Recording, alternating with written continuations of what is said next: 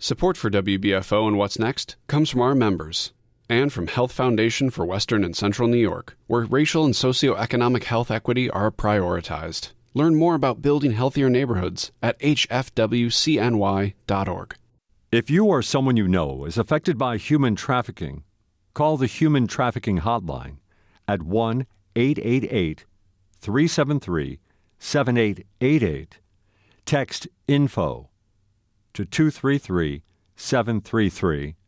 And please visit our website for information on resources and support.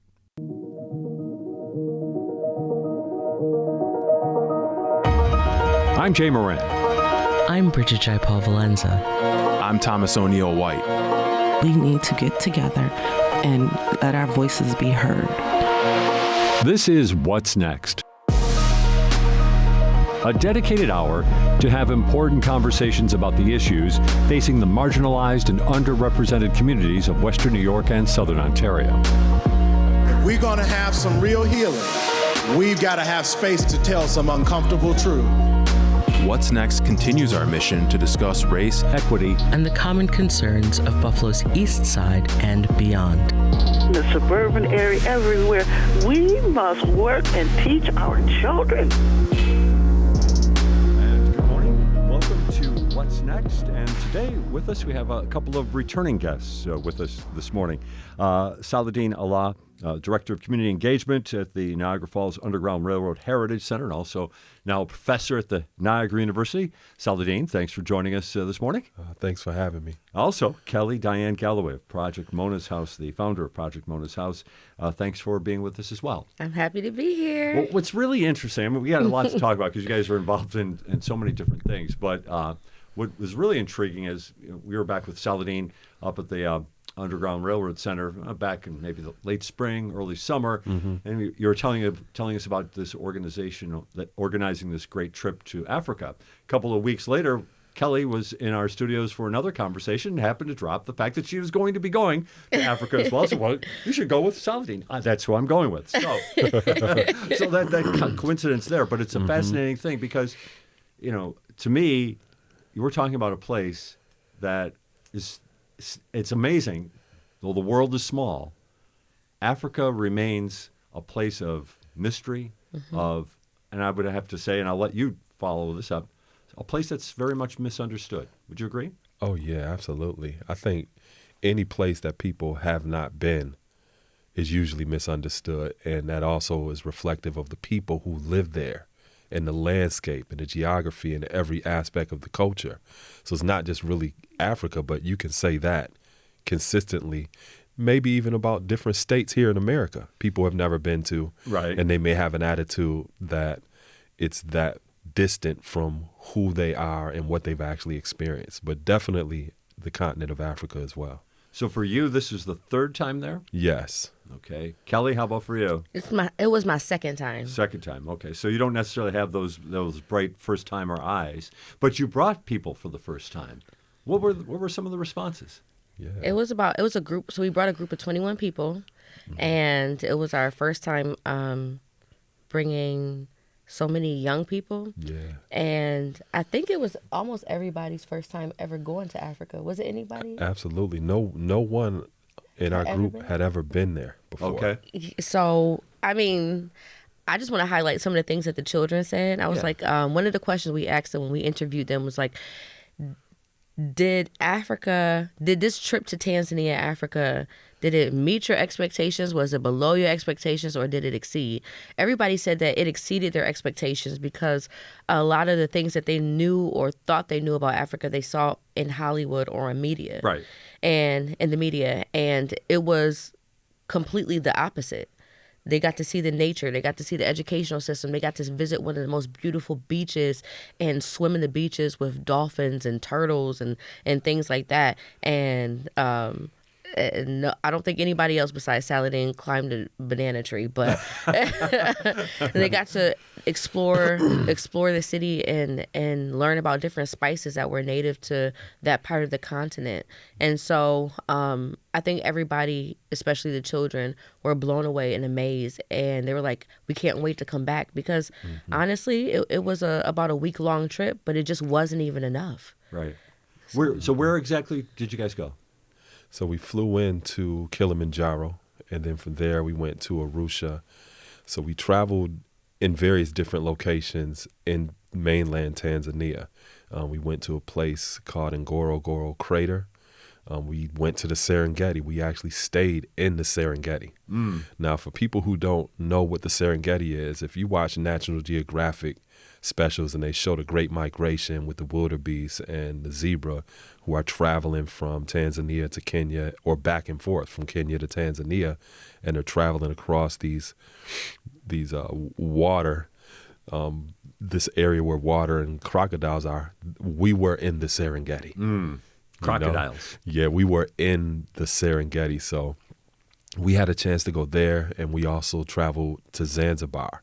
So we had a chance to experience all of the various different elements of Africa. And that's one reason why we selected this location as well, because people oftentimes think that Africa is a country. Right. When it is not a country, it is a continent that is composed of, it is so large you can put the United States in Africa 3 times. It's that large, and because of its size, there are locations in Africa where they don't have lions that are native. People that live there, they've never seen lions before unless they were actually in a zoo. So we went to a location where we can actually see the wildlife that Africa is noted for. Zebras and lions and elephants and giraffes. And we wanted to go to that location to get a full experience of what people think Africa actually is. And it had a various different landscapes as well. So we went to grasslands. We went to areas where there was forest. We went to the beaches. So we had a chance to experience the totality of what people would think Africa actually is. Let's explore that just a little bit, because I'm sure as you're talking to everybody about this, there are people who probably have apprehension about maybe going to Africa. And I want you to, if you can, just take us through what maybe you sense or heard were apprehensions and how those are overcome when you actually make this trip. I think as somebody who takes people on trips, like as a part of what I do, a lot of people's apprehension is a lot of people never leave their communities. Right. And so to go all across the world, all the way across the world in another hemisphere, it can be a little bit intimidating. How long is the flight? Can I really afford it? Is this reasonable for me? Maybe this is something somebody else should do. Well, are the lions going to get me? And right, which would be night, top of my list. Is it dangerous? Right. What am I going to eat? And there's all these questions that may challenge or expand people's idea of what culture is, and even challenge them to come out of their own cultural norms. And I mean, Saladin was telling us about how many people really never leave the cities and the countries, and how many people don't really travel outside of their own state in the United States. But we worked really hard to make this trip. We did a lot of Zoom calls to normalize a lot of the things that may seem a little bit different for people, and to warn them in advance. Not a warning because it's something dangerous, but hey, like, this is what this is what we'll be eating. This is the language that they'll be speaking. These are some of the things that we'll be able to buy over there. And so we wanted to be able to answer some questions to make people a little bit more comfortable using information. But acquiring that information is nothing like actually experiencing it. So, but we tried our very best to get people acquainted with the continent before they even step foot on it.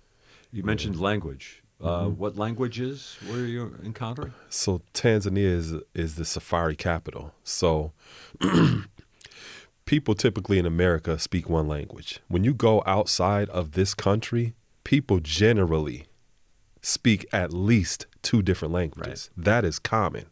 So when you go to a place like Tanzania, people take the extra effort and initiative to learn many of the languages of people who are going to be traveling there. Yep. So they speak multiple languages there, and not even including some of their tribal native tongue, but German, Japanese, Chinese, English, Spanish, Italian. They speak all of the various different languages there, including Swahili. Oh, wow. So there's no language barrier when you go there. So it was not a problem in terms of communicating at all. No, Very not simple. at all. Okay, not uncommon for places where there are a high level of tourism. But on the other side of the coin, Swahili is not something that you encounter in many places at all. Yeah. Did you gain an understanding of it? So the beautiful thing about that is when we celebrate Kwanzaa here in America, the language that is incorporated within the celebration of Kwanzaa is Swahili. Okay.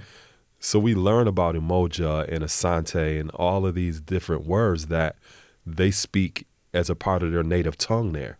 So we had some sense of being familiar because we've been exposed to it here in America. Right. So it was literally like traveling home for many of us.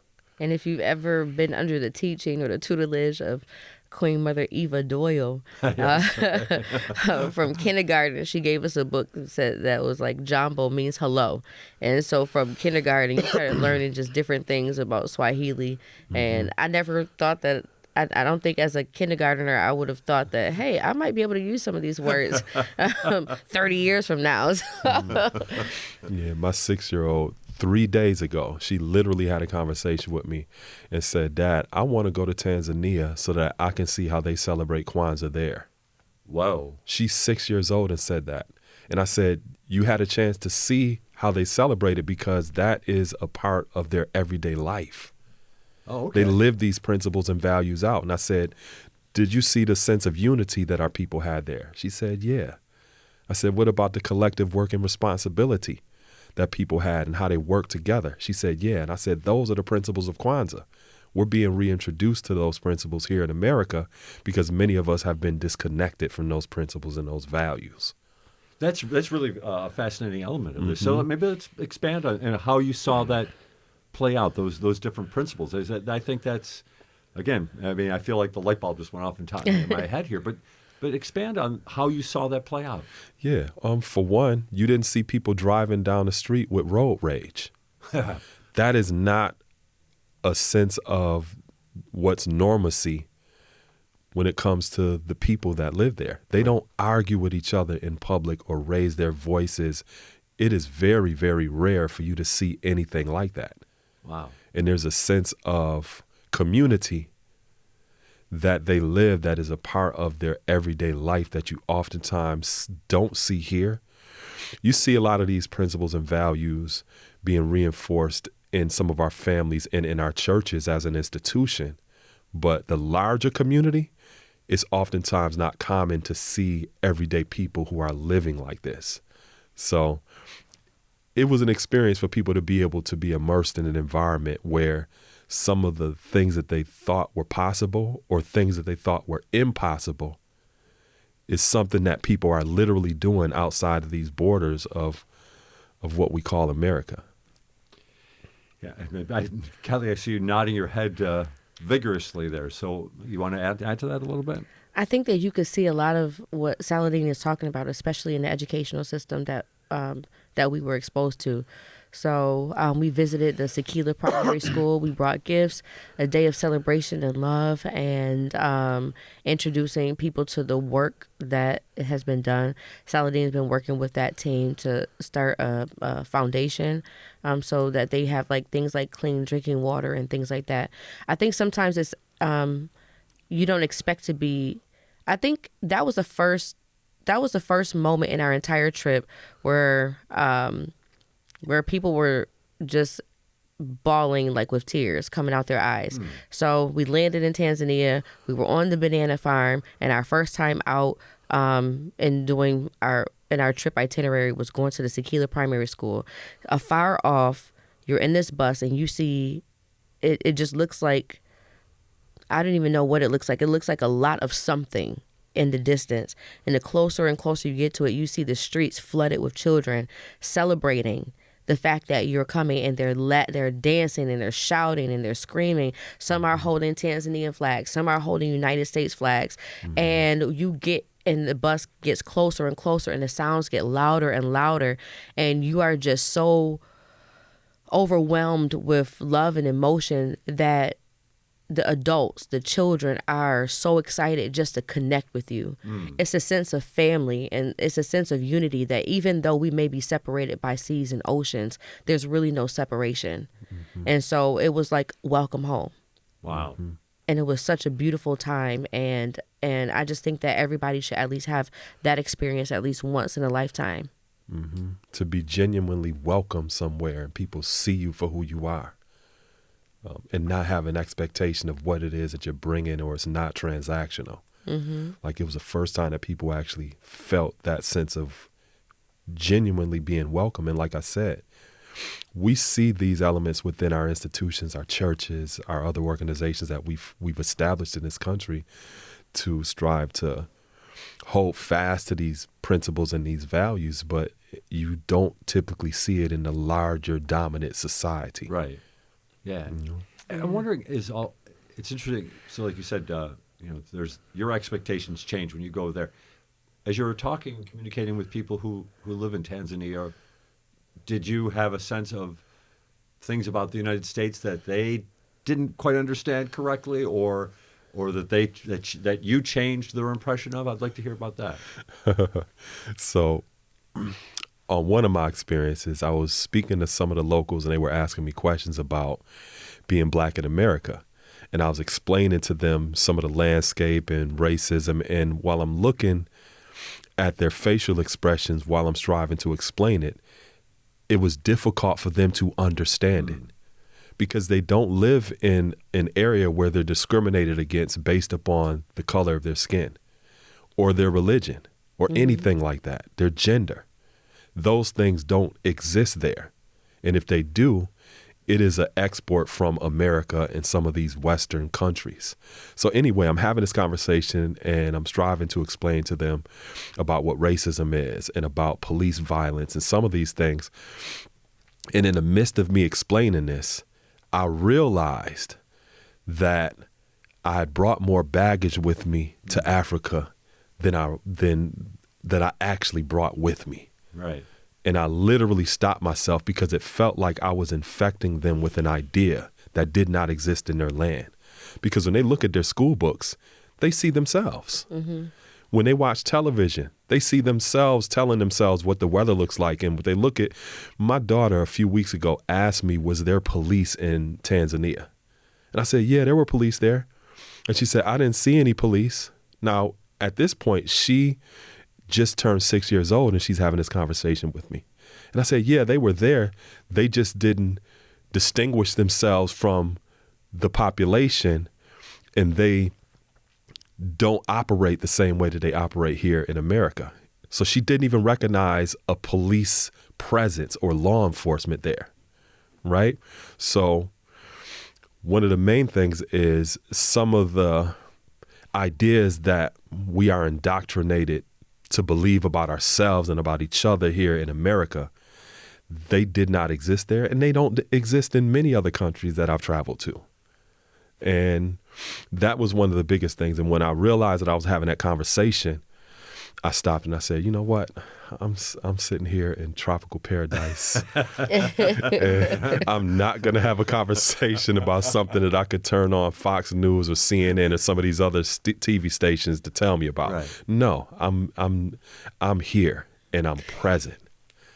What about, are there more? It sounds like there's, to me, it sounds like almost from the moment you land that you're taking in, there's a whole, besides what you see, there seems to be a spiritual undertaking that's going on here. I'm wondering if there are other things that you can share that you experienced there during a trip. I know that's kind of a general question, but I'm interested to explore that a little bit more, because what you just said there about having that conversation about racism and realizing like, I'm just bringing poison to these people. Absolutely. I mean, it's a fascinating. It kind of turns the whole idea of these issues upside down. How about for you, Kelly? Anything like that? So not this time, but the first time I got to Tanzania, I believe we all met in Amsterdam, I think. And then when I got off the plane and I just my feet just touched the ground, like tears just started welling up in my eyes.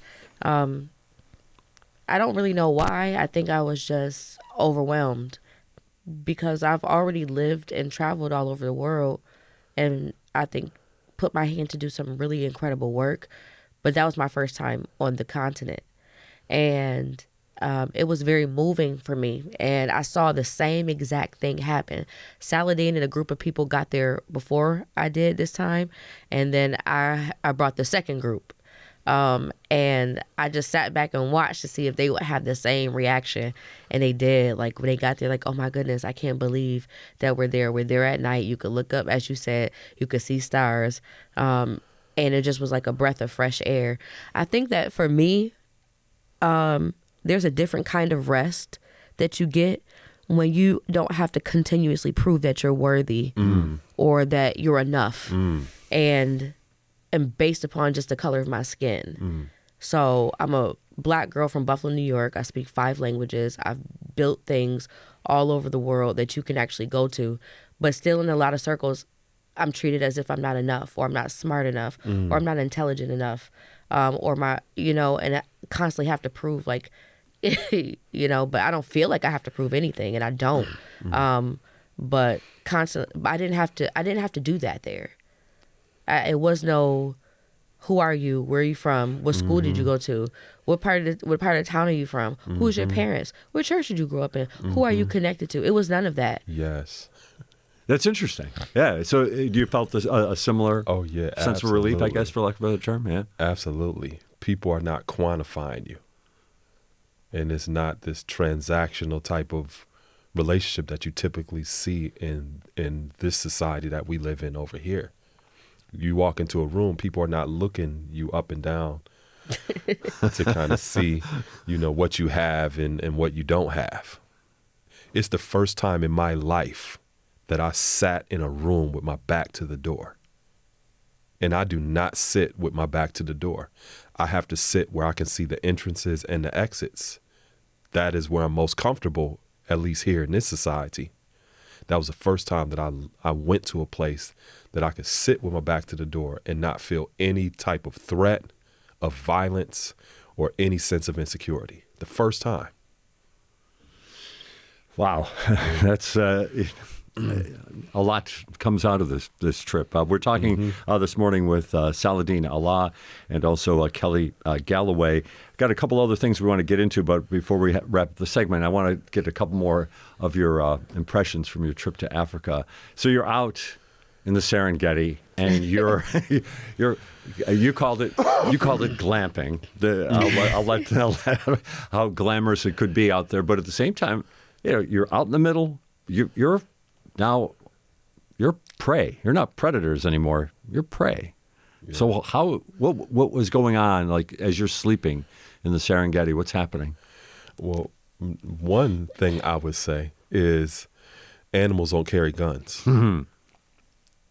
So you usually have more of potential for something happening to you in this country than to be in a natural landscape where animals don't pose any kind of threat of violence to you. And you are around the tribes, the Maasai tribe, who live in that area, who we were amongst as well, who have a historical and a traditional relationship with the wildlife. So, that's one of the misconceptions that some people have. People, when I've gone there, be safe, don't, Oh, sure. afraid. And I'm like, yo, you have more of a threat of something happening to you being out past dusk in different environments where people may carry guns or they're involved in other different type of things. You have more of a possibility. You felt safe the whole time? Oh, way more safe than being here in America. Wow. Way more safe. And your guides, for lack of a term, they're watching out for you. They're making sure they know the land. They know what's going to happen. Well, I don't think anybody really knows, like, what's going to happen and what's going to come on the campgrounds, right? But they do, like Saladin, you mentioned earlier when we were speaking, that they do have rifles, but they don't use those rifles to shoot the animals. They just use it to scare them, or and then you just be responsible. Like, you're not going to come. They walk you to your tents, and if you need something, they come get you and escort you until the sun rises, and because you can't see in the nighttime. But honestly, I think everybody on the trip will tell you Kelly does not have a problem going to sleep. Like, she was asleep anywhere. She was sleeping in that bumpy safari Jeep. Yeah. So when I lay my head down on that pillow, it is over. I am knocked out. But I mean, like the glamping experience, I think it is beautiful. They built like these rooms. They built rooms and closets and bathrooms out of like, I don't know what that type of plastic was. It's like a tarp. Okay. Yeah. Very big. Canopy beds. It's nice. And then they host you for dinner, and it is like the most amazing meal. I don't know, what's that, pumpkin soup or something? It is so delicious. And then for then you have like another place you can go just to kind of like hang out and decompress, and they just stay up with you until you're ready to go to bed. But not this year, but the year before, like, I was kind of scared because it was this one time we were going to the bathroom, and there were lionesses right outside the bathroom. Right. But you think but if they're not hungry, they don't attack. Yeah. They just wanted water. Okay. And so I'm looking at everybody around. And this is this video I have online. I'm like, Saladin, come back. And he's like, he just keep walking closer to the lions. And I'm like, well, I guess I should go too. But I was like, you only live once. But I'm telling you, it was so fun. I have never been within, I would say, 20 feet of a lion without any barriers. Sure. And they look different. They are They're huge. not behind nothing. They're huge. Wow. And then you think man, one jump, they could be over here. But again, I think even the way that television portrays wildlife is also not what we got to witness. Now, I'm not saying go out there and play, tic-tac-toe with the lions, but don't go feed them dog biscuits. Yeah. And as Saladin just mentioned, like the Maasai tribe that lives amongst them, and like this is just like we don't hear about that. I never grew up. I didn't even know what the Maasai tribe was, or that the Maasai tribe even existed until he brought me to Tanzania for the first time. And so, I don't think I know that story scares people, but I promise you, like, it was still safe. You still had all the came rangers back. You went around. back, so I think that speaks volumes. Yeah. But it's just, it's like you just never know what you're going to get. And so even if you go 2 or 3 or 4 times, you never know, because our drivers, to the point, like, I don't remember exactly what animal it was, but our photographer was trying to get a shot of an animal, but the van driver was like, I can't believe I'm seeing this. But that's what he does all the time, every day. And so he's like, I can't believe it. So he tried to pull his phone out. I was like, you got to stop right here. We got to get this shot. I said, we'll share the shot with you. And so he's like, okay. But it's because, like, nature is never the same every day. Yeah. It's something beautiful to behold every single time you step onto the land. And so I'm grateful for that experience. And that's just one of the experiences in the totality of our trip. Like Kelly mentioned, we visit the Sakila Primary School. We also are literally staying on a fully sustainable eco farm that grows 15 different types of bananas and has organic gardens. It's 70 acres right in front of a place called Mount Meru, which is the second largest mountain in Tanzania, which has natural water that you can just go up to and drink water out of a stream. Yeah, we did. Yeah, so they get a chance to experience sustainable living, where they have cows on the property, where they extract methane gas from the dung that they also utilize as fertilizer, and it powers the entire property. Like, they have an opportunity to see that it's possible, right? Where people are not deliberately polluting the soil or the air or the water. And we also travel to Zanzibar. Yes. So, people have an opportunity to just have an experience of a lifetime. And what was also important for us is to connect with the locals who are there. Because oftentimes you have foreigners, whether they're from America or from Europe or from Asia, that come to these tropical paradises, and they have the capital to invest in hotels and other businesses.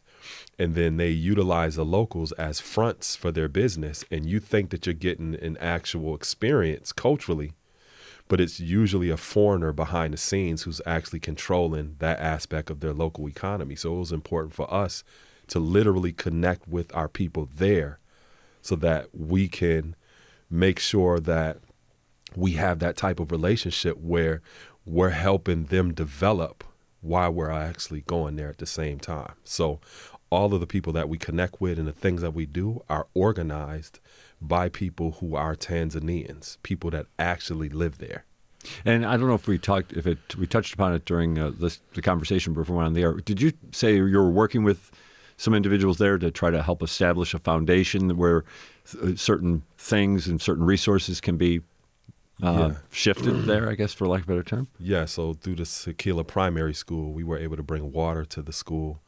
We were able to, through one of our colleagues, Rob, he's based out of California, that has traveled with us twice at this point. He was able to secure laptops. We brought over 60 laptops to the school, and they were able to actually set up a computer lab at their school. And that's, one thing that we consistently do as well. But they only asked for like 12, right? And then so Just for when they their opened the teachers. bags, they're like, more? It was so, Yeah. it was beautiful. And they constantly send us updates. So the currency exchange rate is a lot different in Tanzania. They use Tanzanian shillings. And to give you context, Tanzanian shillings are about 2,300 to 2,400 of their dollars equals one of ours. So when we travel, we tell the group that's going with us, you don't have to bring $100 bills or $50 bills. You don't have to bring bills that size, because what we have access to here in America goes a lot further when you go to Tanzania. So we have an opportunity to do much more there than what people may have an opportunity to do here. So so it was a beautiful experience, and we look forward to being able to continually provide these experiences, especially for our younger people, because I wish that I had this experience younger. So you brought that up then. So how do you think things would have been different for you if you had experienced that when, let's say, you're a teenager? I mean, I know that's, again, it's a total hypothetical, but I sense this perspective shift from going there that has all sorts of meaning, especially in terms of race and class and things along those lines. And I'm wondering about that. How you think that could have maybe changed things? Well, one thing I tell people all of the time, the planet Earth is about 196,940,000 square miles. That's 57,255,000 square miles of land, 139,685,000 square miles of water. The United States is a little over 1% of the entire square mileage of the planet, a little over 1%. Most people in America don't even fully explore this country, which means that their ideas about humanity, about the environment, about what is possible only exists in less than 1% of their lived experience in terms of the landscape of this planet. So that's limiting in a sense where you could be exposed to content through social media or what you've read in books or in school, but to have the lived experience is nothing in comparison to that. So I think that not only me, but children themselves being exposed to much more as early as possible, they also have the potential to think outside of that box and to explore possibilities that they normally wouldn't even think would be possible based upon the limits of the landscape that they typically travel. So I would definitely be much more different because I would have had earlier exposure to certain experiences, and lessening the unknown would make me less fearful of having more of these experiences. My two oldest daughters, they're both college graduates. They graduated from Howard University. One, she has her master's degree in forensic psychology. My other one, she's going to be defending for a doctorate's degree in a few months. And they are very well traveled, and they've been traveling since they were a lot younger than me. Sure. And I can literally see from their experiences that they're much more of a global-minded citizen. And I think that global-minded citizenry is something that exposing our children to these experiences as early as possible connects us to the human family in a way that people typically may not have access to. Well stated. Well stated for sure. We are talking with Saladin Allah and also Kelly Galloway. Now, we've brought you in here for a variety of reasons because you guys have a lot going on. But I definitely wanted to get into the Africa trip, and hopefully we can revisit it before the end of our hour.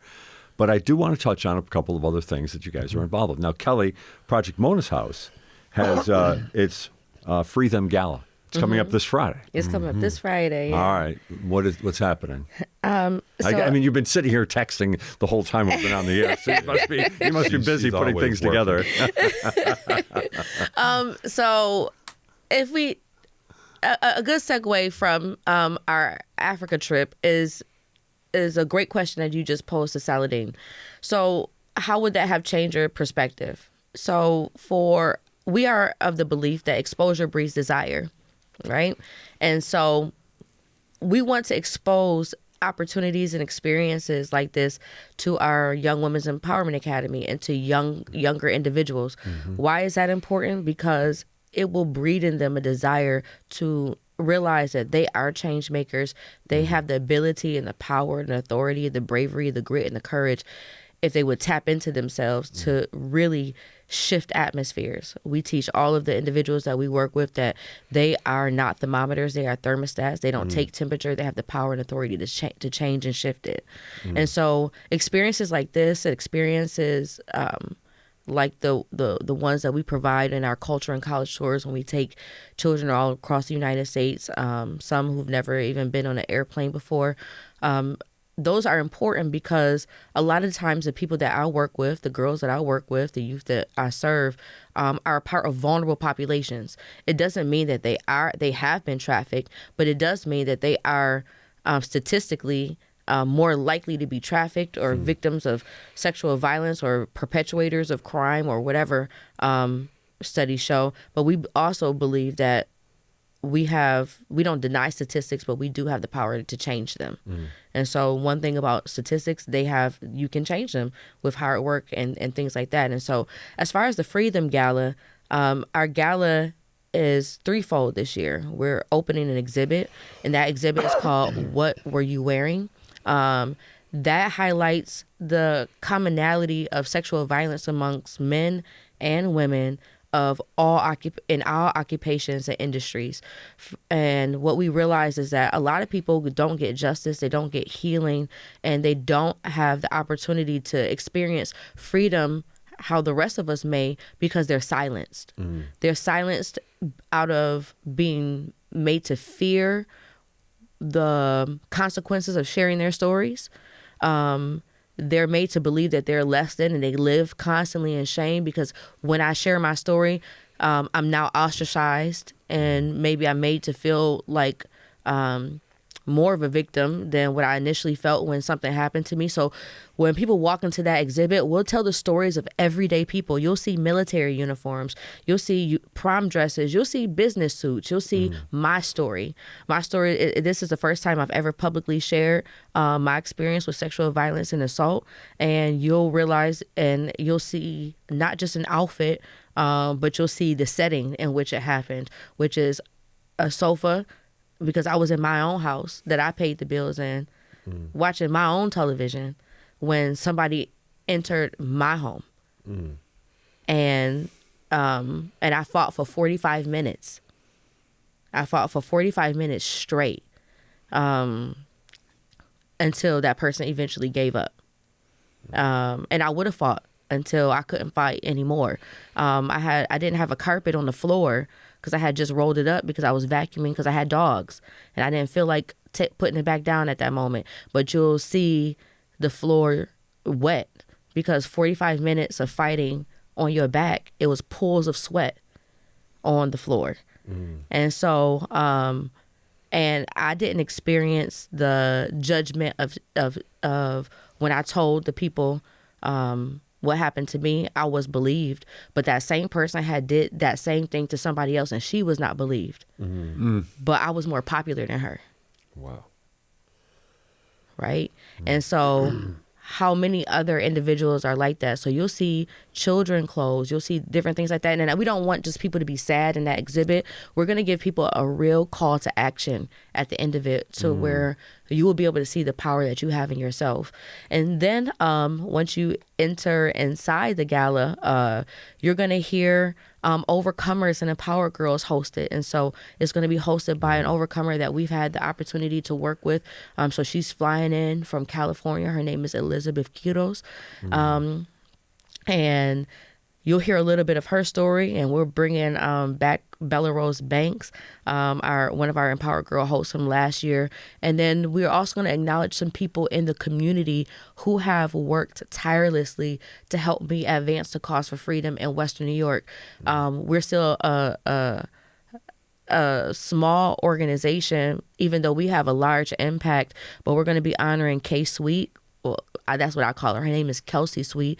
She does social media for the Buffalo Bills, but she worked her tail off all year getting the Bills to get everything off of our Amazon wish list. She, along with the Deion Dawkins Foundation, raised $10,000 for us in the summer, and she came and volunteered her time to teach our empowered girls how they can leverage their already addicted personalities to social media, but how they can leverage that to make an income for them and travel the world. We're honoring Miss Veronica McCullough, who pulls almost like 20 hours a week unpaid at Project One's house. If we need her or her family, she doesn't just volunteer her time, she volunteers her money. Demetria Stover, who has worked for me since the beginning as our house mother.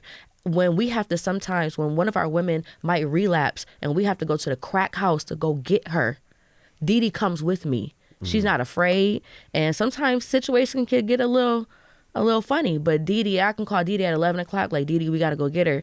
Dee be like, all right, I'll meet you. I'm in the front, she in the back. We knocking on every single and so she's with me. And then Jasmine Westbrook, she's getting our Volunteer of the Year award for the work that she's done with our young girls. A lot of times you'll hear adult trafficking victims talk about how they became trafficking victims because they had a vulnerability of substance abuse. And so Jasmine has worked with our empowered girls to teach them about substance abuse and about menthol and how those things can lead to addiction, and has helped them learn about legislation, has allowed them to use their voices to advocate for laws to be passed that will protect them. And so those are the individuals that I'm honoring at this year's gala. It's going to be fun. It's not just going to be, you're going to cry, but you're also going to laugh. You're going to celebrate. And we're going to end the night with some dancing. And we just want to raise money for our Overcomer Support Fund. Obviously, we don't have huge facilities. We need more housing. We need money. Sometimes we struggle buying bus passes for the women to be able to get back and forth to our center.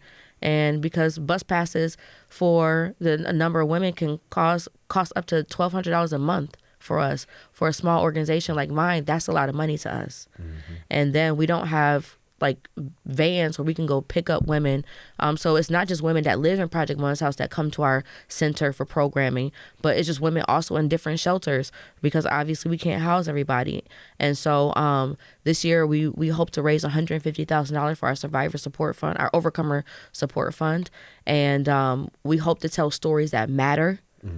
And we hope that people will find themselves somewhere in that story, whether it is I'm locking arms because I've experienced that same thing, or maybe, Kelly, I can donate $10 or $30 a month to help with some bus passes, or maybe I can bring some food down there, because some of the women, not the women that live in Project One's house, by the time they reach our center on Monday, Wednesdays, and Fridays, they're hungry.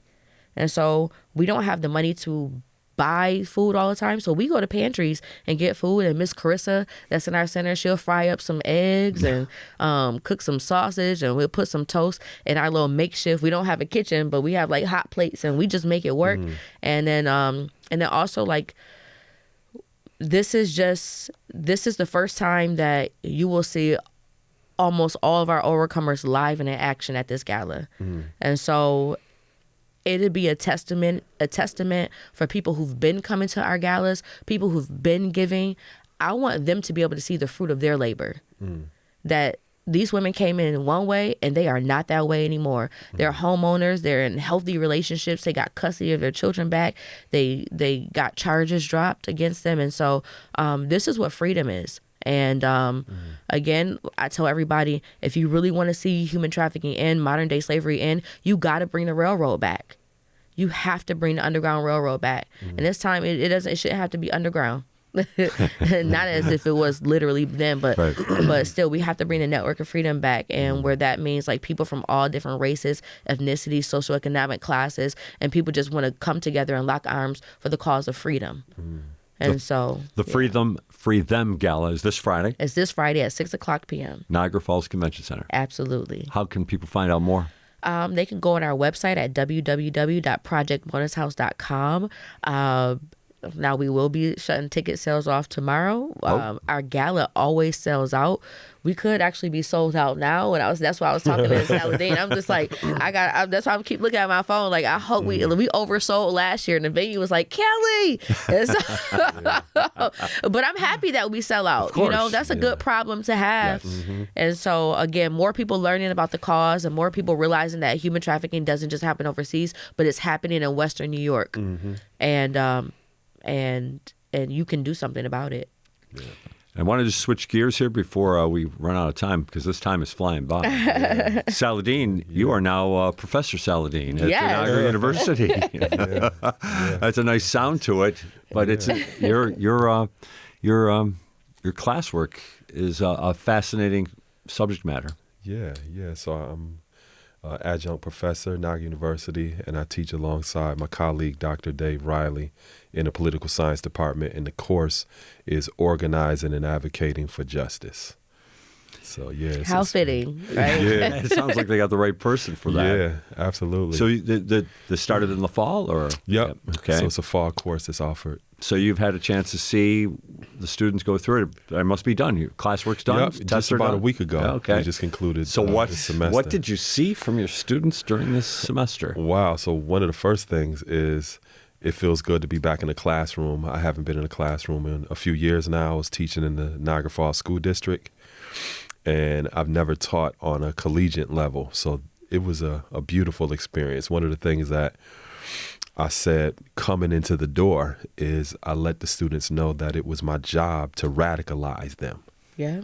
To think outside of the box of any kind of institution, and to think about how you can connect your degree to being an upstander and someone that is making a contribution to this society. It's easy to just get money, and you have to really think about what is it that you have as a gift, and what can you cultivate as a gift to make sure that you bring some more beauty into this world, as opposed to just leaving the things that are broken, because there are many people who are going to leave this world broken, and they don't care about providing a way for those who are coming behind them. And it's important for them to have that kind of perspective, because we trust them, we depend on them, and the world will literally be in their hands. And if they're not organizing or advocating for something, somebody is going to organize you and have you advocating for something, and it may not align with your principles and values. So it's better for you to be intentional about organizing around ideas that mean something to you, that's going to have a significant impact in this world.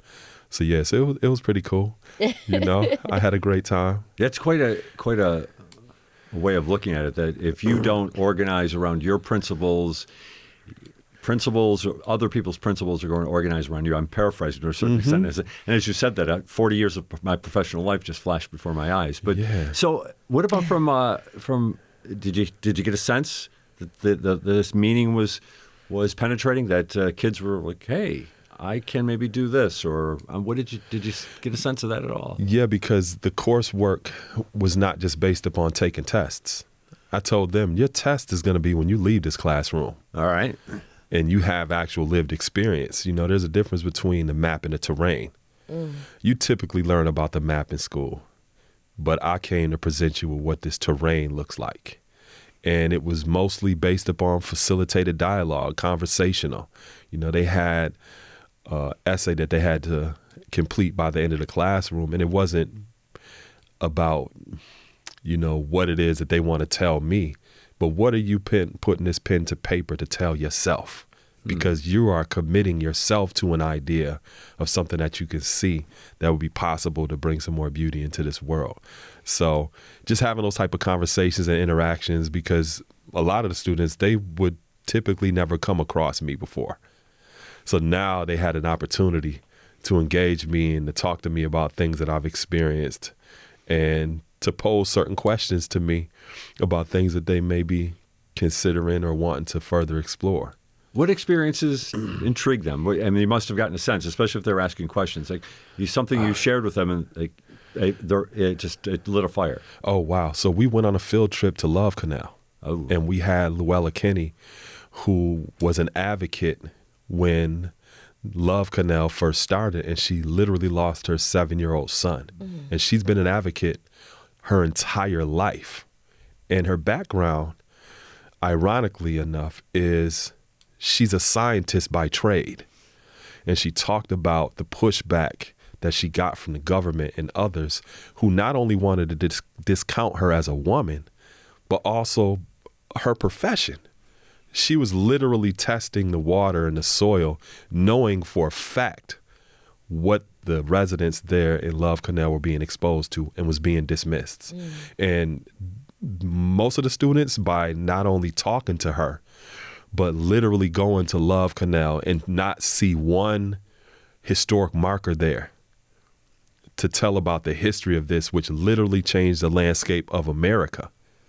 That in itself was just one experience that was mind-blowing for a lot of the students, some who even lived in proximity to this community and knew nothing about it. So we had indigenous people come and present about boarding schools and their experiences. We had other different presenters come in to talk about white supremacy. We had a variety of different people who were subject matter experts that talked to the students about their experiences and for them to actually engage them to get more insight into this. So, they definitely left that class transformed. Wow. And responsible for what they had just been exposed to, because they can't unknow what they now know. Wow. That sounds like you actually have a full curriculum there, not just one course. Oh, yeah, definitely. We've got about 4 minutes left. We started off talking about Africa. Well, let's finish talking about Africa. All right. First of all, are you going to do this again next year? Yes. Yes. We're Both say yes. Yeah. All right. So we're planning to leave the United States at August 3rd. Okay. And the trip would be around $3,000, and that will include your safari, your trip to Zanzibar, a trip to Aquila Primary School, a wonderful experience at the Eco Banana Farm with a personalized and private dinner with dance and live. You get to see your food actually be cooked. It's a wonderful experience, and to have private dinners curated by amazing chefs off the coast of Zanzibar. You get to look out on the ocean at night, and so and then just traveling with Saladin and myself, and it's just going to be... Which is fun. Yeah, obviously we've run out of things to talk about. It's going to be fun. Yeah, so we definitely want people to come, and if they want more information, hopefully we'll have that out in the next week or two, maybe after the gala. Yeah. And so they can... Through Project Mona's house or it'd be probably on both of our social medias. Okay. And so Saladin Allah on Facebook and Kelly Diane also on Facebook, and we'll also probably post it on the Project Mona's house page at the bottom. So come with us to Africa. So I really hope that people will challenge themselves to want to experience this. And I don't want to call it a once in a lifetime opportunity, because I want it to be a seed of a lifetime that will yield an amazing harvest of desire and exploration in the lives of people who come. Yeah, and then a part of it too is the reason that we emphasize the importance of our youth going is because we want them to take ownership of this. Yes. So that they can coordinate it and they can plan it and they have the experience to be able to bring others with them. Well, we don't necessarily have to go. We entrust our younger generation with the ability to do the same thing to make it accessible to others. How big of a group do you think you could take? Wow. So our last group was 21. Mm-hmm. And so I think depending on the type of vehicles, we try to stay in increments of 8. Yes. Okay. Because safari vans fit 8 people at a time. Mm-hmm. So.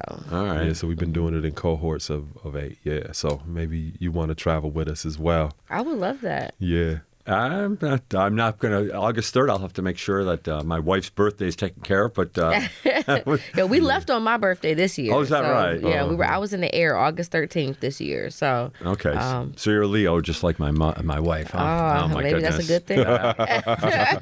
I want to go on vacation. No, just kidding. Yeah. Well, you know what? It really is a fascinating conversation, and I hope a lot of folks follow up and find out more about it. Yeah. Well, thanks for coming in and talking to us. And, I think we could probably pick up this conversation and have a fresh one again. Definitely. Down the road. All right? Definitely. Yeah. All right.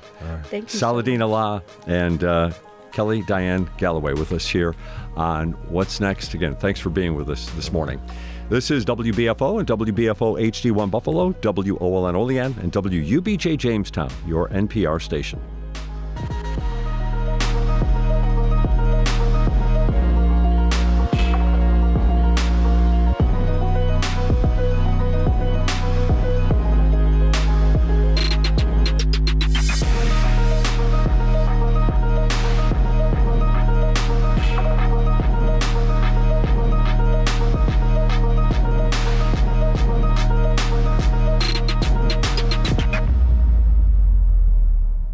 Support for WBFO and What's Next comes from our members and from Health Foundation for Western and Central New York, where racial and socioeconomic health equity are prioritized. Learn more about building healthier neighborhoods at hfwcny.org.